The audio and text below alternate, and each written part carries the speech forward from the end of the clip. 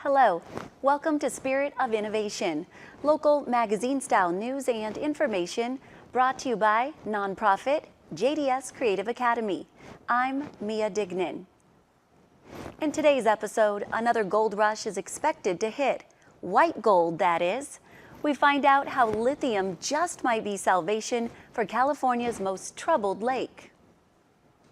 In order to run lithium extraction facilities at a commercial level, the companies down there are talking about hundreds of jobs, and these would be STEM jobs. And this is important for people to realize. We're talking about bringing up an element that will potentially help solve not only our energy crisis, but do it in a clean way and mitigate against CO2.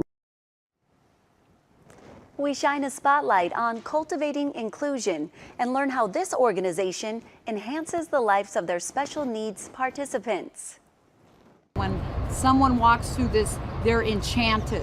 We commune, we talk to each other, we socialize, we harvest all the things that we've been cultivating and nurturing. We take it to a local food bank. This month, we celebrate the inspiring women of Riverside County and how today they're making history.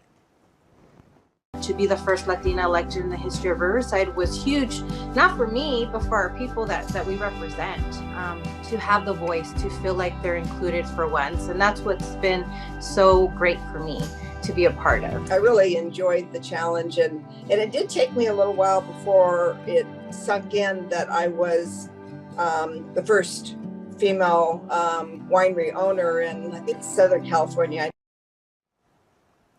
We also bring you the Need to Know, Did You Know, and Good to Know community news and information. All this and more in today's episode of Spirit of Innovation. Spring has officially sprung. Flowers are blooming, the days are lasting longer, and it also means tax filing season is here. You may be wondering how the pandemic will affect your return. Today, we'll guide you through what you need to know about COVID credits and your taxes. Here to answer some big questions about tax preparation is SOI correspondent Roman Hill. Thanks, Mia. Tax season can be overwhelming for a lot of people, but if you are prepared and know important information ahead of time, your tax filing experience doesn't have to be a stressful one. I'm going to answer some of the biggest questions regarding this year's tax return. Question number 1. Do I have to pay taxes on the stimulus money received last year?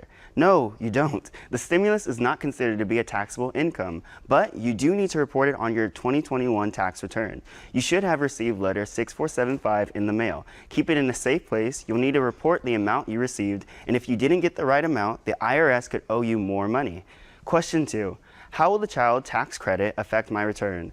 If your household received advanced child tax credit payments last year, look out for another letter from the IRS. Letter 6419 has information about the number of advances you received, which you'll need to include on your return.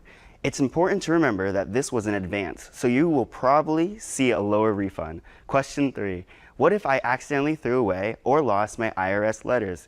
Even though the IRS strongly encourages everyone to keep their letters safe, if something happens and they get lost or thrown away, don't panic. All of your information can still be found on the IRS website. Question 4.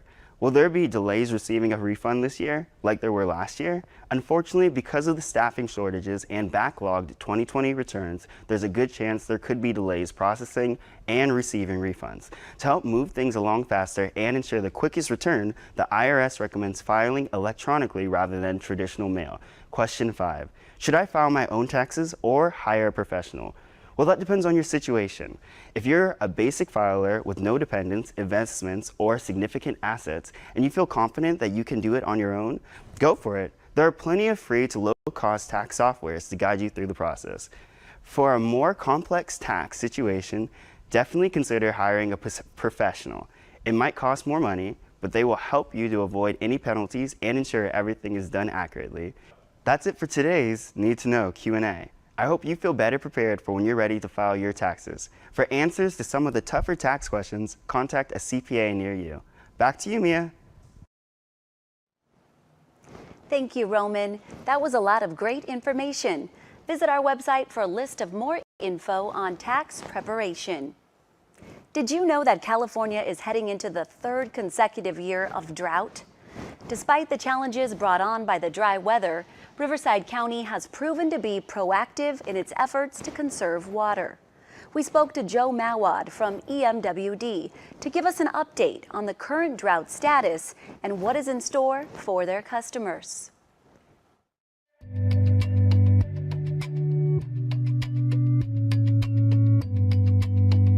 The entire state is experiencing ongoing droughts due to record-setting dry conditions. January and February were the driest on record. Our customers and overall our entire service area at Eastern, they've been incredibly responsive. I think that, coupled with the investments that EMWD has made over the last many years in recycled water, converting customers from potable water irrigation to recycled water irrigation, removing non-functional turf. We've removed over 10 million square feet of turf. And we've invested in groundwater banking programs that will allow us to mitigate the impacts of drought. Over 80% of our customers stay within their budget. So we would ask for them to keep it up. For those customers who on occasion exceed their water budgets, we have a number of programs that can be of assistance. So we would ask them to reach out to us. We have our Landscapes for Living program. It offers information and tutorials relative to everything from our free weather-based irrigation controllers to drip system upgrades that we offer, as well as funding for turf removal. We recognize there are going to be challenges ahead of us in terms of the ongoing drought. All those things that we've done have allowed us to be positioned to navigate through this drought and, frankly, what will likely be future drought conditions. If you would like more information on EMWD's programs or updates on water supply, visit our website. From a bustling resort destination to an ecological nightmare, the Salton Sea has long been a problematic body of water. But if you dig deep enough, there just might be the solution to the ever-growing search for clean energy sources. Just over the San Jacinto Mountains in the desert region of California is the Salton Sea, covering a surface area of 325 square miles, making it the largest lake in the entire state. Our story of the modern Salton Sea begins in 1905, when engineers were building an irrigation canal from the Colorado River to the Imperial Valley. And that was a year of particularly heavy runoff on the Colorado. And it breached the irrigation system. And for about 2 years, the water drained from the Colorado River into the Salton Sea Basin. During the 50s and 60s, the Salton Sea became a popular tourist spot. But what was considered to be a miracle in the desert quickly turned into an environmental disaster. But what's happened over time is that this depression that is the Salton Sea Basin, water flows in, but the only way that it can leave is through evaporation. And so the components that have come in from all this agricultural runoff have become more and more concentrated over time. The fish are dying off because of the increasing salinity and the decreasing amounts of oxygen. That's affecting the ability of the birds to feed on them because there are fewer of them. And so other organisms that previously, when the water quality was better, were happy in the Salton Sea are dying off as well. The overall ecology is changing because the chemistry of the water is changing. And over the longer term, one of the biggest risks, of course, is the fact that there will be very large contributions of dust. The Salton Sea has long been a problem with no definitive solution, but the promise of lithium, a renewable energy source found in the geothermal brines below, ignites hope for the area. Lithium is the third element on the periodic table, and it's the lightest of all the metals. And we use metals in batteries because their ions can carry and concentrate electrical energy. For things that need to move around, like vehicles and laptops and the smartphone, we use light batteries like lithium-ion batteries. They're really the best solution for mobile devices. The Salton Sea lies in a unique geological setting that makes it possible for lithium to be present. The existence of hot geothermal brines beneath the Salton Sea has been known since the 1960s. But back then, the price of lithium was not high. Lithium batteries had not yet been developed. And so there wasn't a lot of impetus to extract lithium out of those brines at that time. The amount of lithium below the Salton Sea region is so high, government leaders now refer to the area as Lithium Valley. There's somewhere between 1 and 6 million metric tons of lithium metal in that brine reservoir, and that would make it the largest brine deposit of lithium known in the world. There's certainly enough lithium in that geothermal reservoir to supply probably on the order of at least half a century of lithium production. Lithium is currently being extracted in other parts of the world from hard rock mines or large evaporation ponds.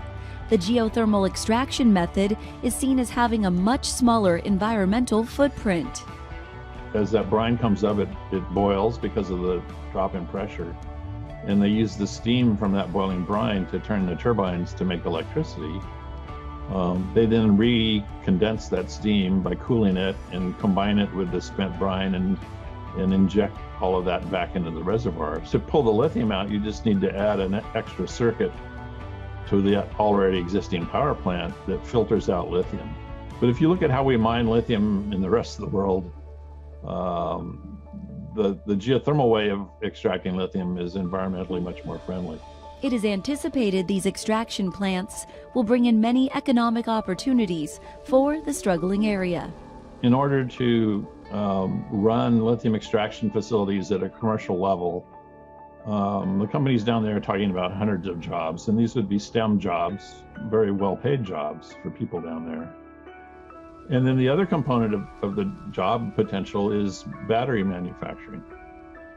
So it probably makes the most sense to start manufacturing batteries where you're producing the lithium. Batteries are really kind of the currency of the future energy economy, to be honest with you. And lithium is at the heart of that. And this is important for people to realize. We're talking about bringing up an element that will potentially help solve not only our energy crisis, but do it in a clean way and mitigate against CO2 release, which is the biggest problem the world faces right now.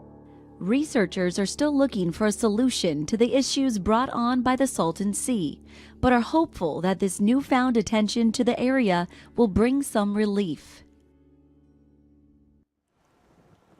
You can dig into more information about the Salton Sea and the ongoing lithium extraction on our website. Southwest Riverside County is home to several unique programs for those with special needs.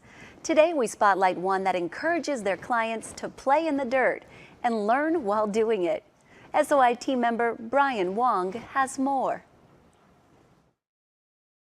Hi, I'm Brian Wong. I went to Murrieta, home to the Cultivating Inclusion Farm, a non-profit where adults with special needs can learn gardening skills. The farm opened in 2015 after the city of Murrieta agreed to lease the land for just $1 a year. The 3 acres provide plenty of space for the program's hand-on education. What they learn first is we have to take care of plants in order for them to live. And the first thing we have to do is we have to water the plants. Especially as it's going to get hotter and hotter, we have to make sure they're watered. We amend the soil. They learn about the importance of the soil that the plants live in to grow the best, to become very fruitful. Also, it's a socializing outlet. Because as you can see, we have kids, they do, when we're done working for like a half an hour or so, we usually take a break, we have a snack, we have some water, and we might play bingo, or we're gonna learn about the plants. But the basic thing is we have something for people to do every time they visit. I like it because I like to watering and do mulch, and we do shoveling to grab some vegetables. Cultivating Inclusion participants don't just grow vegetables, they also learn how to be charitable. We harvest all the things that we've been cultivating and nurturing. We take it to a local food bank so that it's not only them on this planet, that they're helping other people. Because sometimes it's all about me, but we got to learn it's also about other people, and I think they get the full circle there.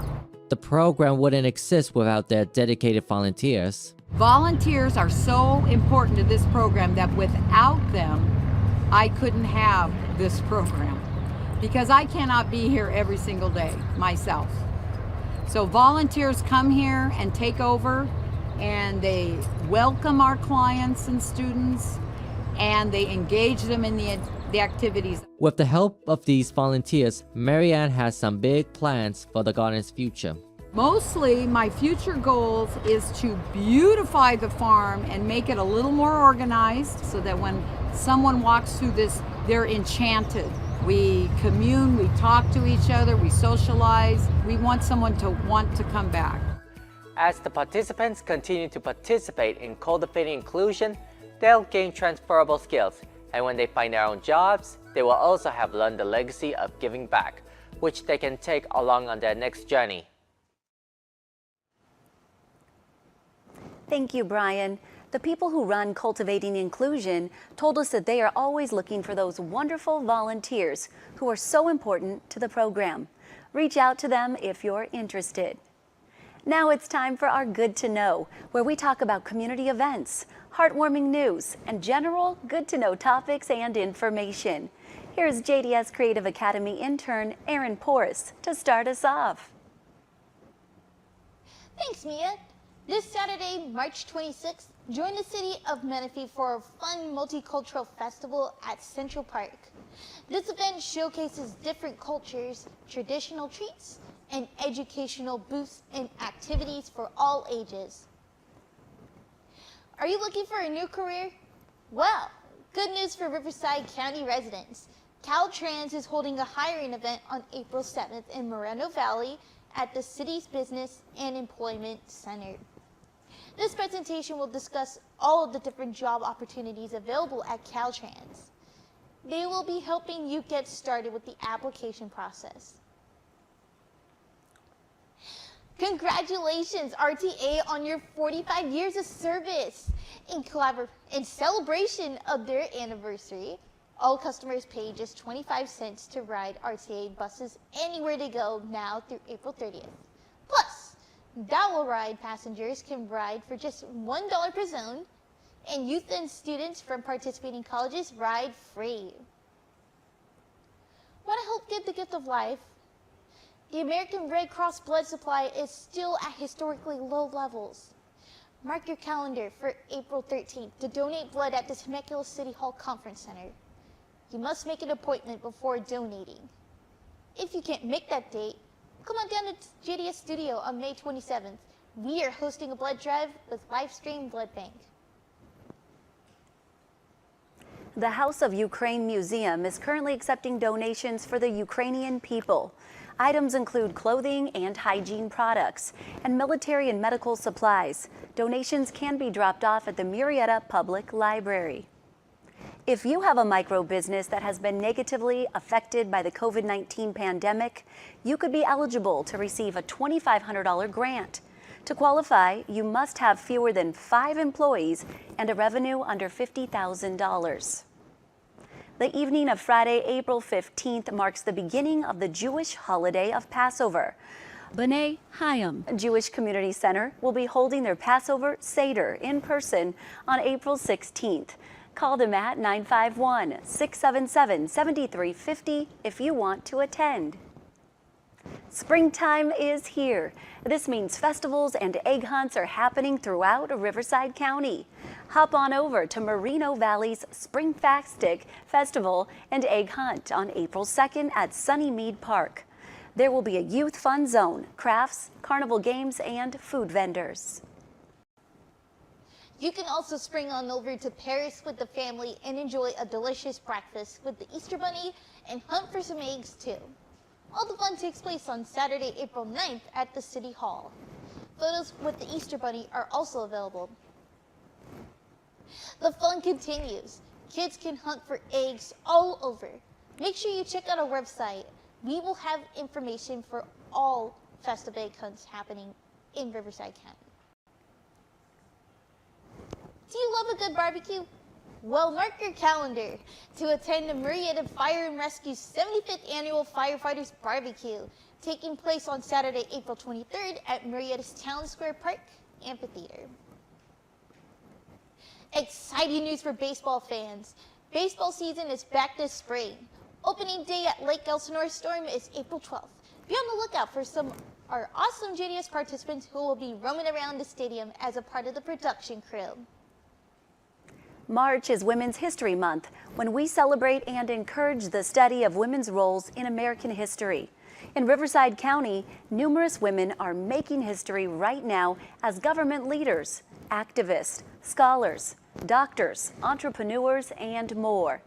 SOI team members Stephanie Garcia and Bella Journey are here to highlight a few of these notable women.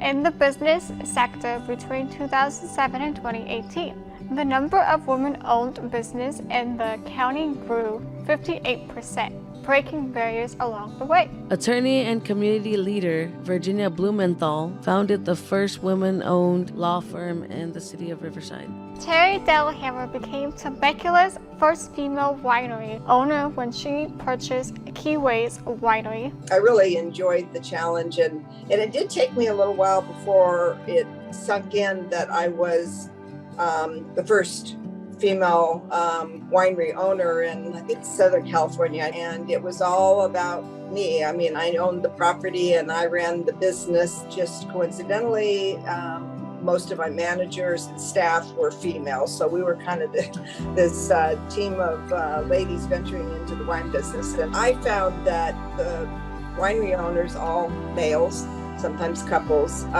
were very welcoming. I would suggest to and advise any woman who's interested in opening a business or starting into an industry that's male dominated, just put blinders on it, go do it and not worry about whether somebody is going to think differently of you or treat you differently because you're a female. I think that's really changing today, and hopefully I've made a little bit of difference in that. Half of Riverside County's 2.47 million residents are females, but women have not always been equally represented in their local governments. In Riverside, there hasn't been a woman on the city council for 6 years. In 2019, that all changed.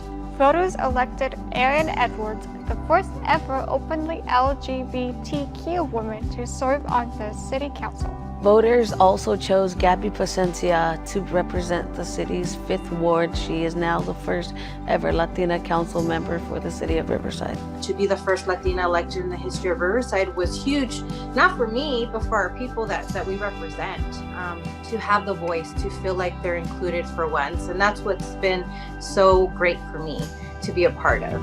The first part of my tenure was really focusing on the pandemic and how we can get those resources inclusive of testing and vaccines, and really to the areas that needed it the most. We also, in this short tenure, declared racism a public health crisis, which was huge for me to really start the dialogue about diversity, inclusivity in our policies. And for me, long-term is really looking at housing and bringing good jobs to the community.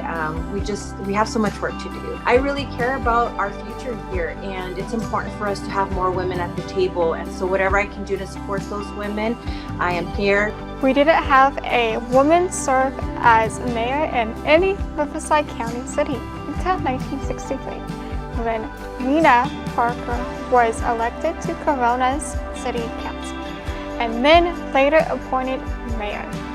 Fortunately, we're now seeing many more first as more women fill the mayor role. In 2010, Wildomar council member Bridget Moore was the first woman in the city's history to serve as mayor and was elected a second time in 2016. In 2020, Eastvale City Council member Jocelyn Yao became the youngest woman of color to serve as mayor of any California city. Many more women are reaching top positions in government services and greatly influencing policy. One of them is Heidi Marshall, Director of Housing, Homelessness Prevention, and Workforce Solutions for Riverside County. Through a director position, I'm able to impact and set the vision for the organization. I set the tone, drive the values. I have the fortune of working with amazing people who tackle really big problems like ending homelessness, figuring out how to effectuate some change and add affordable housing, and tackle things like the income gap that is posing so many different challenges to the growth of our economy here in Riverside County. See a lot of women in government now. I think we've grown in numbers by leaps and bounds. Where I don't see many women is in the housing development field. And I would encourage more women to become involved. I know I've benefited greatly from women who have paved the way and provided a lot of support. And I would get nothing but joy to be able to pay that back to somebody who was interested in getting into government services, and in particular, the housing field. These are just a few of the notable female influencers in the Riverside County. Of course, there were just thousands of others. They are all making history, whether they're breaking barriers or following in the footsteps of those who came before them, inspiring future generations to do the same. Back to you, Mia. Thank you, Stephanie and Bella. If you want to learn more about the women we mentioned in this segment, go to our website and follow the provided links. The Temecula Valley Chamber of Commerce is proud to announce the 56th Annual Awards Gala. It'll take place Saturday, April 2nd at Pechanga Resort and Casino. Congratulations to my #JDSFamily for their nomination of JDS Video and Media Productions for Business of the Year, and JDS Creative Academy nomination for Nonprofit of the Year. Fingers crossed we win. DigiFest Temecula 2022 will be here before you know it. The 6th annual 3-day festival, competition, and conference held April 22nd, 23rd, and 24th features an amazing speaker lineup. Here's a look at who's coming to DigiFest 2022. DigiFest Temecula 2022 festivities kick off Friday evening, April 22nd, with 2 keynote speakers. TV personality Kari Michelson, known for her success portraying Katie Kaniski on Give Me a Break, and casting director, publicity coach Jenny Brown. The evening closes with a smash performance by singer-dancer community activist Torrin Floyd. On Saturday, April 23rd, DigiFest presents a full day of events with a prestigious animation comics panel of experts and 2 notable keynote speakers, multiple Emmy Award-winning director of photography Mario Ortiz and comedian, filmmaker, and actress Renee Pizzotta, who was in the Academy-nominated movie The Ricardos. The day's excitement isn't over yet. Catch the DigiFest submission screening Saturday evening. The 3-day event culminates on Sunday, April 24th with a banquet featuring guest speaker Gina Tuttle, one of America's top voiceover artists, and the voice of the 81st Academy Awards. Then comes a presentation of the Digi Awards. Who will win? Be there to find out. You don't want to miss a minute of DigiFest. Tickets on sale now. Submissions for the competition close March 25th at midnight. Don't miss your chance to be a 2022 Digi winner. Check this out. Submissions for DigiFest are now open. Early deadline is January 28th, 2022, and our late deadline is March 25th. Turn in something you created or go out and create something new. Visit www.digifesttemecula.org for more info.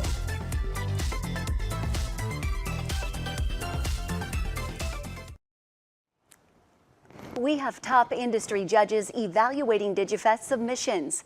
They include animators and artists whose work have been seen in Aquaman and Harry Potter films, Emmy-nominated directors and producers, scriptwriters on current network television shows, high-level podcast hosts, artists, film development executives who collaborate with Mel Brooks and Spike Lee. So get those entries in by tomorrow, March 25th, and you just might be a Digi winner. We would like to share the good news and congratulate Scott and Diane Strand, our executive producer and director, on becoming best-selling authors for their new book, Show Business: Breaking into the Industry as an Actor. You can find their book wherever books are sold. There's also a link on our website. Thank you to all of our viewers for joining us. You can find Spirit of Innovation on Rivco TV, local Murrieta and Temecula stations. YouTube, and all social media platforms. Be sure to follow us using the hashtag JDSFamily to keep up with everything that's happening here at the studio and in Riverside County. Don't miss the SOI training crew on radio station 102.5 The Vine, 7 days a week with the JDS Creative Academy Community Spotlight. You can also catch the SOI crew live streaming episodes of the SOI Update and co-hosting our new podcast, SOI Talk, coming out soon. Our next Spirit of Innovation episode drops May 5th. Until then, SOI out.